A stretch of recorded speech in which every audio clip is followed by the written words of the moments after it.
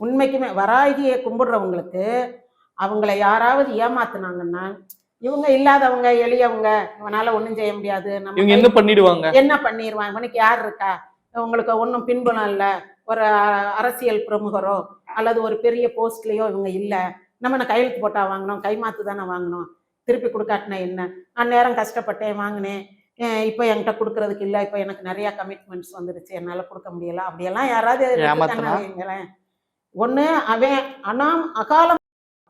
அகால மரணம்னா அந்த போற வார வழிகள்ல போனா வீட்டுக்குள்ள கொண்டு வர மாட்டாங்க, அப்படி அகாலமா ஹைவேஸ்ல கிடப்பான். இல்லைன்னா அவனுடைய வாரிசுகளுக்கு பிள்ளை இல்லாம போயிடும். ரொம்ப செல்லமா வளர்த்துருப்பாங்க, அவன் எனக்கு கல்யாணமே வேண்டாம் அப்படின்ட்டு இருப்பான், இல்ல கல்யாணம் பண்ணியிருப்பான், அது டைவர்ஸ் ஆகி போயிருக்கும், இவன் சும்மா தனியாவே இருப்பான், வாரிசு இருக்காது. அதாவது அந்த அப்பா அம்மாவுக்கு திதி கொடுக்க நாதி இருக்காது, அது கொடுக்கணும்ல, அது நாதி இருக்காது.